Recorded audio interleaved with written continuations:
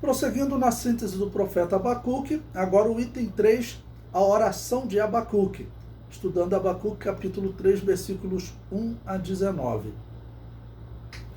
No versículo 2, a parte de destaque deste texto, ele diz: aviva, ó Yahvé, a tua obra no meio dos anos. Ou seja, traz vida para a tua obra, ok?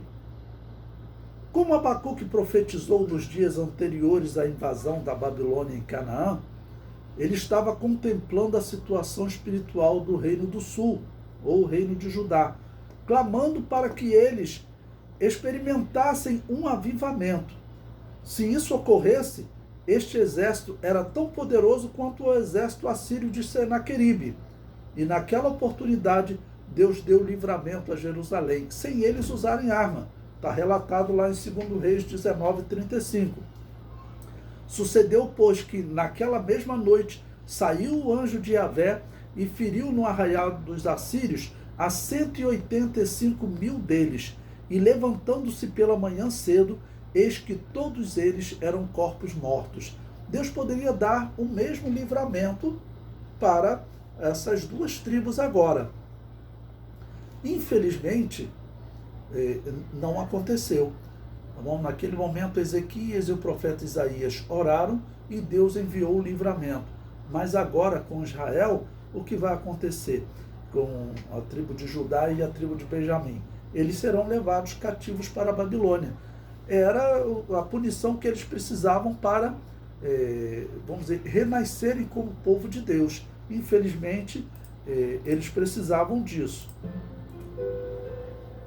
Aquele povo que Deus havia prometido que seria cabeça e não cauda, infelizmente, não se cumpriu, tá bom? Estamos aí, Davi reinou lá próximo do ano 1000 a.C. Estamos agora nos anos 600 a.C., tá bom? Ou seja, 400 anos se passaram. E aquele Davi, ele tinha deixado um reino muito rico e muito extenso para Salomão. A Bíblia diz que o reino de Davi ia do rio Nilo até o rio Eufrates. Ou seja, o reino de Davi ia do Egito até a região da Mesopotâmia, onde estava a Babilônia e a Síria, tá bom? Então, Davi, ele concorria com esses reinos no mundo. 400 anos depois, tá bom? Não só as tribos, 10 delas já tinham sido levadas cativas, como outras 2 agora seriam levadas. Ou seja, infelizmente, deixaram de ser cabeça e passariam a ser cauda.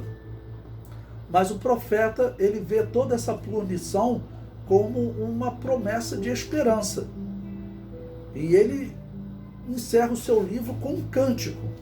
O versículo 17, ele diz: porque ainda que a figueira não floresça, nem haja fruto na vide, o produto da oliveira minta, e os campos não produzam mantimento, as ovelhas da malhada sejam arrebatadas, e nos currais não haja vacas. Todavia, eu me alegrarei em Yahvé, exultarei no Deus da minha salvação.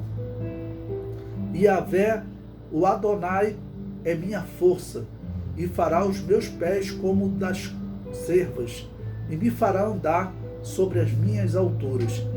E diz o texto hebraico que essa composição foi para o cantor-mor sobre os meus instrumentos de música. Por isso até alguns acham que ele seria um músico também na casa de Deus. Então Abacuque, ele profetizou nesse momento super delicado da história de Israel, mas ele encerra o seu livro com um cântico, falando da sua confiança em Deus. Ele havia dito que não morreria e ele vê que a punição, tá bom, era necessária para o povo. Então o que o profeta faria? Ele canta a Deus e diz que mesmo diante de todo o sofrimento, ele vai continuar fiel a Deus, vai continuar se alegrando em Yahvé.